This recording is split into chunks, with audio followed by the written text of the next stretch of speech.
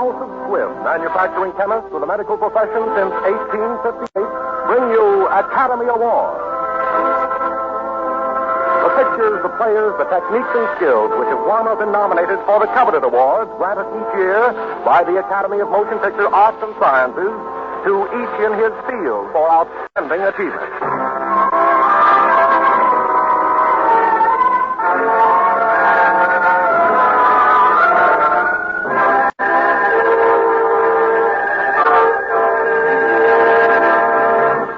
House of Squibb, makers of the great family of Squibb medicinal products, brings you the distinguished Paramount star Brian Donlevy in The Great McGinty, the original screenplay for which Preston Sturgis won his 1940 Academy Award.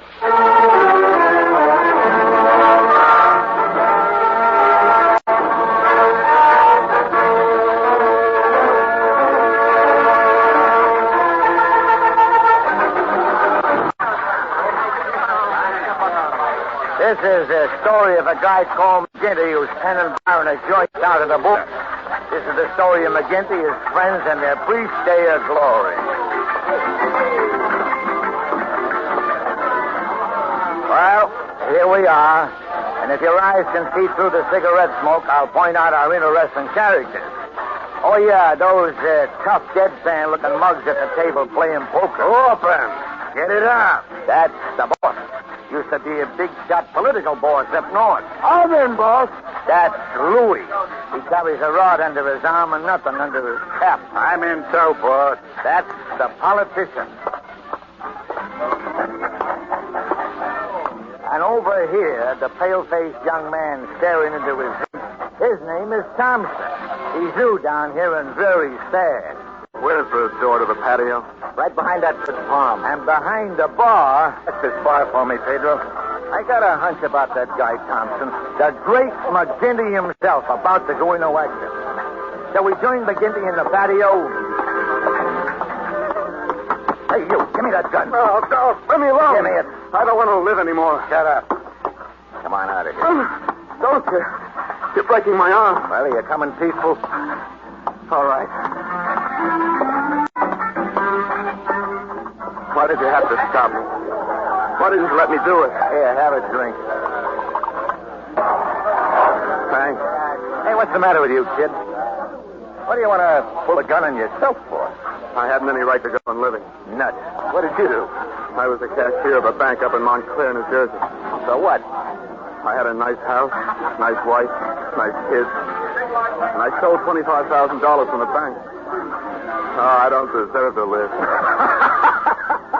You was a cashier of a bank and you stole only $25,000. Hey, get a load of this guy. And he wants to shoot himself. But what did you ever do, McGinty? What did I do? I'll tell you. I was the governor of a state. You governor of a state? How could you ever have been a governor? Well, how do you get to be anything? You gotta start at the bottom, and that's where I started.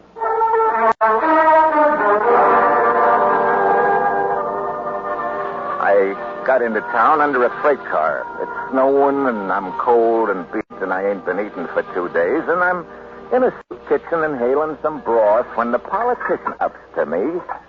Good soup, huh? Certainly kind of the mayor to think of the less fortunate on a night like this. Never mind the applesauce bowl. Yeah. How'd you like to make a couple of bucks? What do you think you're kidding? What have I got to do? Very simple, my boy. You just go down and vote for Mayor Tillinghast and come right back here and collect $2. How about voting twice? That's $4. What's the jail sentence for repeating? Who said anything about repeating? Where do you think this is? Hicks Corners? Some people is too lazy to vote, that's all.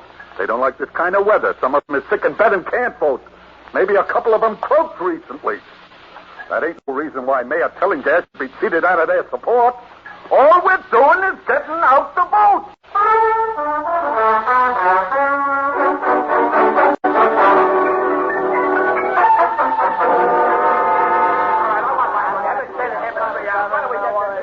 Hey, pipe down, you guys. The boss will be here any second. Now, what was you saying about that bum? I said that bum just voted 37 times, and I need the dough to pay him off. I don't believe a man can vote 37 times. I just said he voted 37 times. He couldn't vote 37 times. Who voted 37 times? Oh, good. Evening, boss. Evening, Mr. Mayor. That lug there, cramming in the free lunch. Pay him off. See, Mayor, the kind of service we're giving you. Hey, you Lug. Huh? Come in here. We want to look at you. Me? Yeah, you. Don't you know you ain't supposed to vote more than once? Who are you? A tough guy, huh? I guess you don't know where you are. No. And I don't care, neither. This guy kills me. Ah! He thinks he's me.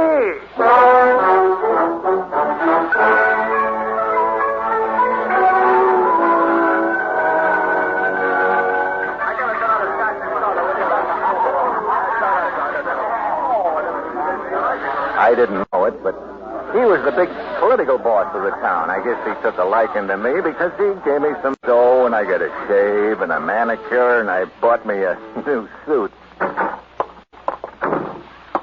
Okay, boss. Here's the lug. I got a new suit. Yeah. Some suit. Huh? Looks more like this suit got you. Listen, you. Suppose you listen for a change. The reason you're alive and walking around in that horse blanket ain't because I like you, see. It's because I can use some nerve in my business. In the meantime, if you want to do some collecting for me, you got a job. You got 20%. I pay the hospital bills. Give me the list and shut up. Now, look. Your job is to collect for the protection I've been giving you. I'll collect, and when I do, I get 20%, and don't you get it.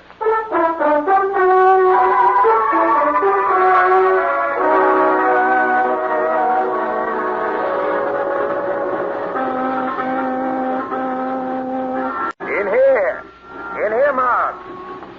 You can take it easy now. I've been following you. Me and Louie up there driving. Okay. Pull over. You collect anything except that black eye. Here's your dough. $250 and $5 and $400. That's $750. Count it. So you collected after all. I guess you think you're kind of hot stuff, huh? Because you beat up a few guys. All right, keep the change. Keep what change? I got 20% coming. I said keep the whole lot. I never expect to collect it anyhow. Huh? Well, then what's the idea of sending me out? I'm glad you didn't disappoint me. What? For a minute, I thought you was going to say thank you. Me? You're a cod, you are. Yesterday, you were a bow on the bread line. Today, you got 1,000 berries and a no suit. If you can keep on like you've started today, there's no telling where you'll be tomorrow. This is a land of great opportunity. Hey, what makes this place so quiet? You don't hear nothing in here. It's armored. Don't interrupt. And if you think I'm not the boss, you try cross me up sometime. You got me all tremble. I bet you're scared to death of yourself. All right. You asked for it. Yeah, I'll break your neck, tired as I am. Yeah, here's where you get yours.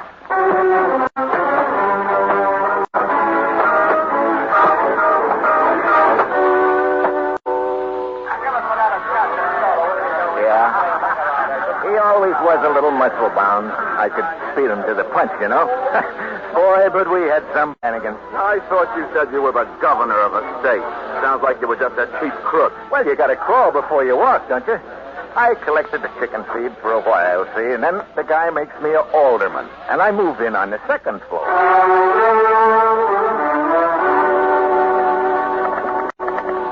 Hello. I thought we was cut off. As I was saying, stealing gas is dead as a doornail. We need a new face. Clean, typical American. Upright, dependable. Somebody we don't know too much about. What do you think of McGinty? Huh? Never heard of him, huh? Well, that's just what I'm talking about.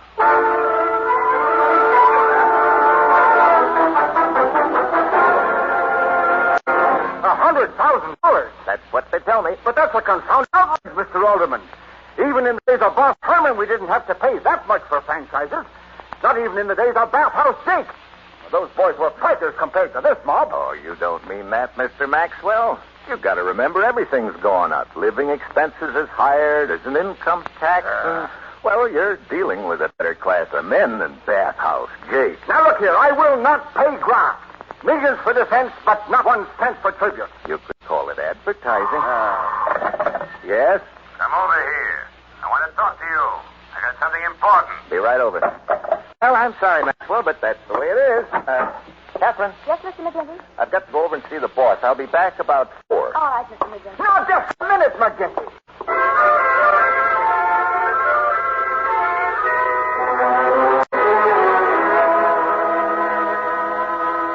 got here, huh? Yeah. Sit down. Have a cigar. Are you kidding? I know them cigars. Listen, you want to be reform mayor? Reform mayor? That's what I said. Well, what do you mean, reform mayor? What do you think it means? Make me say everything twice, will you? Well, I said, do you want to be reform mayor of this city? Mayor. well, what you got to do with the Reform Party? I am the Reform Party. Who do you think? You're the Reform Party. Why do you make me say everything twice? But since when? Since a long time ago. In this town, I'm all the parties. You think I'm going to starve every time they change administration? But then where does the Reform Party come in? They come in the back door every Wednesday. I ask you if you want to be reform mayor. You give me a plain answer. Well, sure, I guess so. Good. You're in. You'll have to kiss a lot of babies, meet a lot of guys, and wear your old clothes. I don't want no dudes after that last one. And though you'll have to get married right away. What do you mean get married right away? What do you think it means? Do I have to say everything twice? Women vote. Maybe they don't know it. They don't like bachelors. Oh, they don't, huh? Well, if they don't like them, they can lump them. What's the matter with you? Are you nuts? No, I'm just playing hard to get. Darn you. Huh. Don't you know what marriage is? Don't you know that marriage has always been the most beautiful setup between the sexes? Don't you know it's goat without the pants? Like a pig without a poke. Marriage is the most... Then why don't you try it? Because I ain't running for mayor. Yeah, well, I ain't either. Poke that in your pig.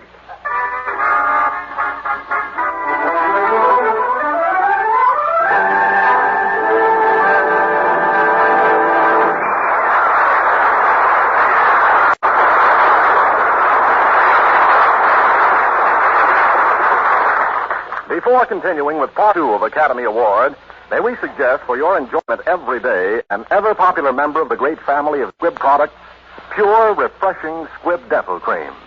There's something about its delightful minty flavor that seems to wake up your mouth, to leave it pleasantly cool, clean, refreshed. Look into your mirror, and you will see your own smile with all its natural sparkle revealed. For the active ingredient in pure Squibb Dental Cream is one of the safest, softest, yet most effective polish agents known to dental science. It's just one more reason why you can taste, feel, and see the refreshing difference when you brush your teeth with Squibb Dental Cream. Use it regularly for a more attractive smile, a cleaner, happier mouth. Taste, feel, and see the refreshing difference. In just a moment, Brian Donlevy will be back with the second part of The Great McGinty. But first, we want to thank Paramount Pictures for making this story available.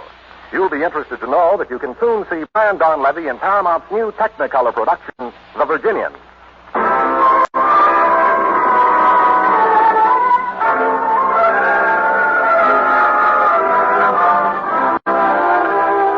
And now, part 2 of the Academy Award-winning picture, The Great McGinty.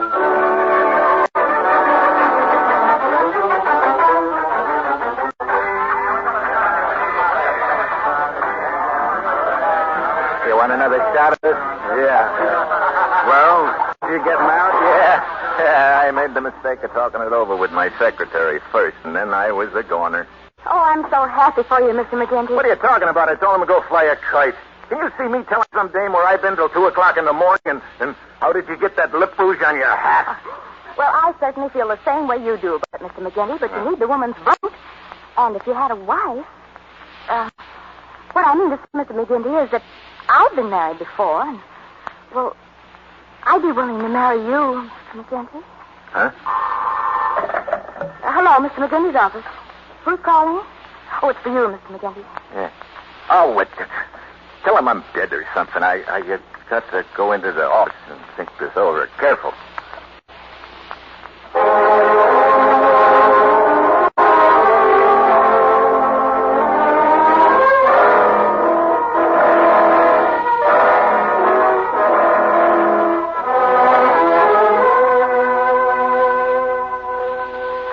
We're legally married, aren't we?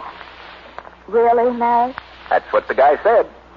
Mr. McGinty, I don't want you to think I've been concealing anything from you. Huh? There's no reason why I should. It's just that in the excitement... What? Sit down, Mr. McGinty. What's on your mind? It's just that... Well, I think you ought to know if we're all going to have to live in the same house. Huh. Who's all? I I've been meaning to tell you that, well, I had two of the loveliest little children, and they have the cutest little dog. It's just that I knew you wouldn't mind being there and everything. And I don't suppose you'll be home very much anyway.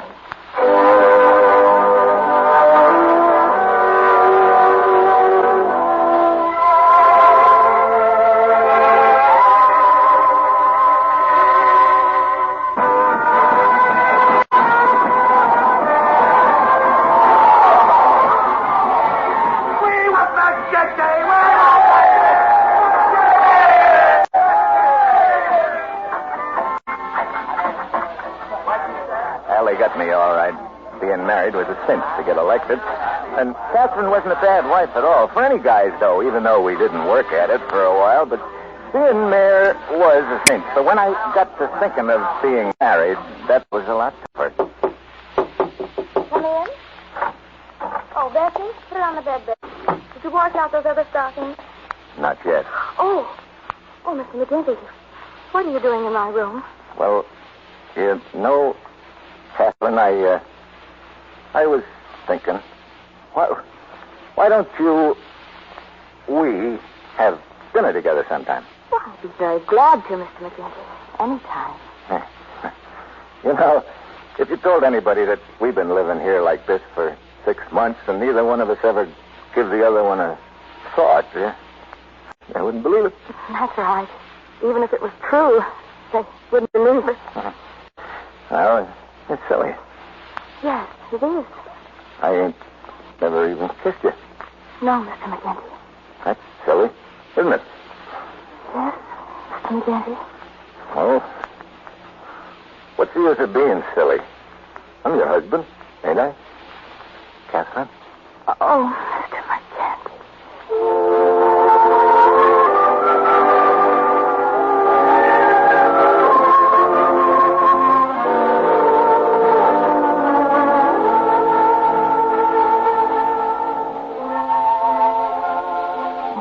They had to get up pretty early to be smarter than Peter Rabbit because he was as full of brains as a dog is full of fleas. Our old friend didn't even stop to think. He took a hop, skip, and a jump and started across the clover field as fast as his little fat legs would carry him. Just as he got to the edge of the field by the old split rail fence, a shadow fell across his path. And who do you suppose it was? I'll give you 3 guesses, and 3 more, and 3 more. But you will never guess who it really was because it was none other than our old friend... Darling. Huh? The children are asleep now. Oh, okay. Hey, just a minute till I finish this thing. It was none other than our friend Muggledy Wump the tortoise. Huh. Oh, what do you know? That's who I thought it was all the time. Darling, the children love you so and admire you. Hurt sometimes. They think you're George Washington and Abraham Lincoln rolled together. Only finer. Hey, have you been drinking catnip? No, darling. No, I haven't. I know you and I believe in you. You'll be strong enough someday, Dan. And then you'll wash clean of graft and crooks and thieving politicians and really deserve your title. The Honorable.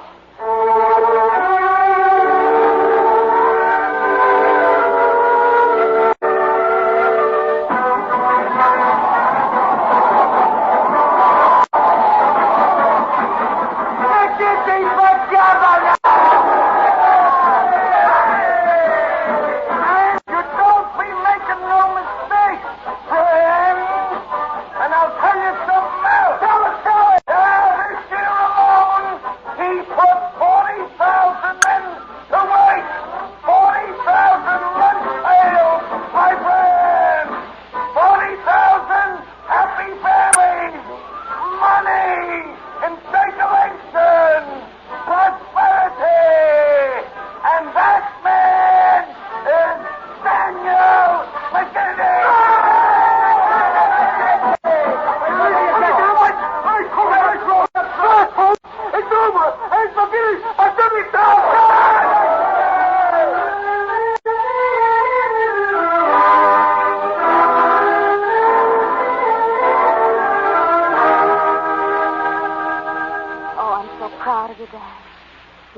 enough for anything now. Huh? You're governor. Governor of the state. Now you can keep your promise. Look, I'm governor. You're the governor's lady now. Everybody don't get to be governor. Isn't that enough for you? Why don't we leave well enough alone? Dan. Oh, Mr. Governor, Huh? the reception committee is waiting to see you, sir. Oh, well, show him in. Honey, you go with that guy. Find another room for a while. I'll be with you when I get rid of these bums. Well, we did it, eh, McGinty? What are you doing in here? I'm expecting the reception committee. He's expecting the committee. Listen, punk, you got it. I'm the committee. What a wonderful opportunity, Daniel. The state needs everything. They've had honest governors so long, the whole place is in wreck and ruin. Is that so? Fantastic. The roads, for instance, they're in terrible condition. In case of war, we'd be at the mercy. How could an enemy ever get to here? How do I know? Am I a general? Now, we'll start off with the new state capitol building. Maybe white marble. Or do you like pink? What do we need it for? Need it for? This one's got a crack in it. I like it. And I got to live in it. What are you trying to pull off? Look, there ain't going to be no dams and no bridges and no buildings the people don't need from now on. The people? Are you sick or something? I feel fine. And what are you trying to put over, you cheap double-crossing rat? After I spend $400,000 to put you in here. Look, here's the key to my safety deposit box. I'll pay you the rest out of my salary. What's all this talk? You're spouting like a woman. Aha, your wife, the cheesecake you married. Leave her out of this. Oh. There, I told you. You skunk. You double-crossing skunk. I'll give it to you for this. Oh, no, you don't. I'll put you both. Get me with a chair, will you? You have it. Governor! The governor! Where are you? Oh, there he is, under the table on top of the big guy. Was on top.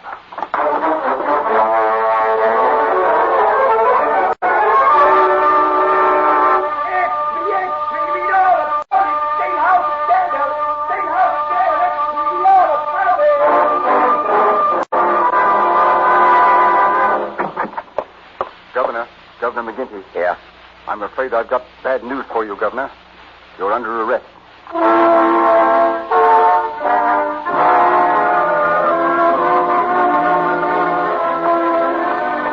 Put him in cell number 6, right next to the other one.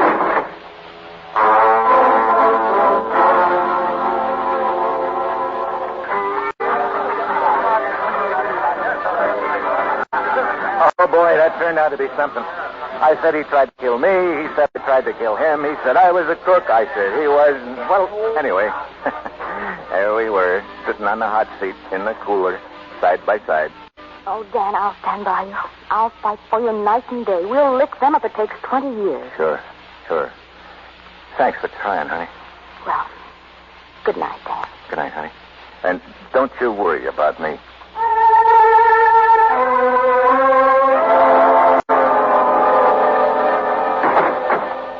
Well, you're still here. Who asked you anything? I hope you're satisfied, you rat. The first time I catch you alone, I'll bet your brains all over the yard. You and your little brother. Hey, quiet down there. Why don't you stand up? Set up your own trap. Stick a cork in it. Yeah. Jesus, the guard's... Hey, quiet in there. Who do you think you are, you guys? Holy smoke, it's a politician. How did he get in that suit? Shut up. What's the big idea? Any more noise and I'll put you both in solitary. I got all the keys right here, and it'll be very simple. He's got the key. You said it. Now be quiet. Wait till it gets dark if you want to yell.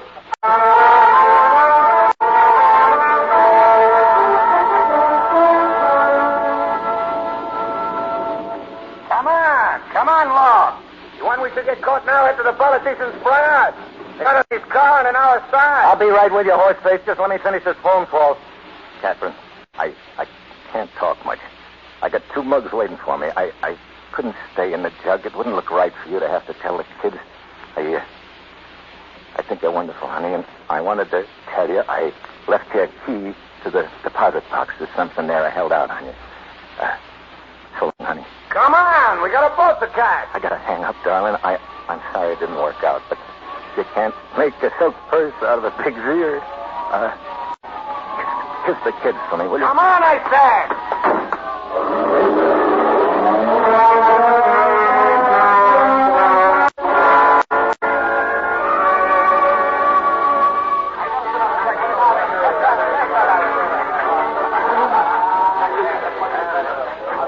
didn't he kill you? I never could figure that out. Yeah? Maybe it's because you're a big liar and what you told me never happened at all. Well, have it your own way, kid. And that'll be $2 for the drink. Thanks. I saw you. You lied. Saw me what, pig face? Don't make me say everything twice. I saw you put those $2 in your pocket and ring up no sale. I'm going to teach you once and for all to be honest. Yeah? Get your ham hand off my bar. You asked for it. Come on. So did you, and here's where you get it.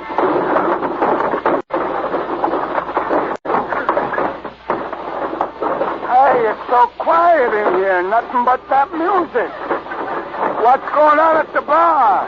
Nothing much, Louis. McGinty and the boss are at it again. Boys will be boys. I got 4 aces. What do you got, politician? Not bad. I got 5 kings. Sorry, Louis.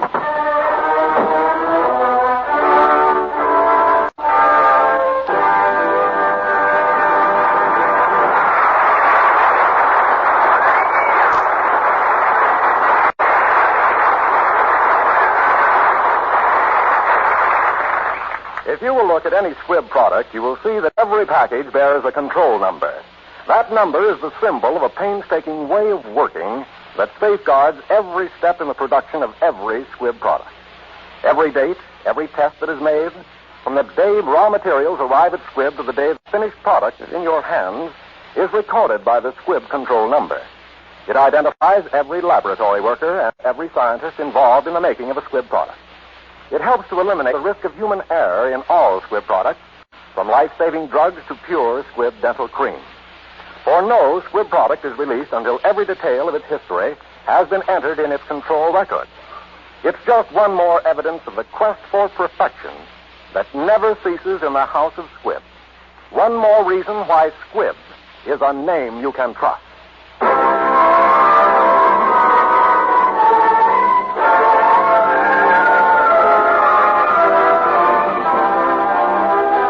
Next week, another great picture. The House of Squibb will present an Academy Award with a treat for the entire family. A special treat for the children. Walt Disney's delightful fantasy, Snow White and the Seven Dwarfs.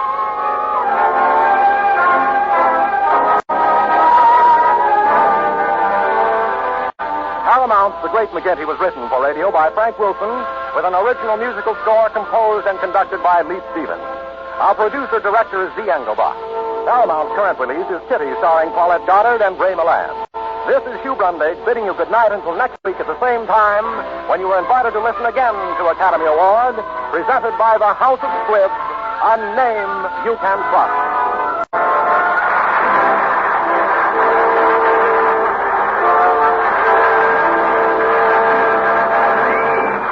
This is CBS, the Columbia Broadcasting System.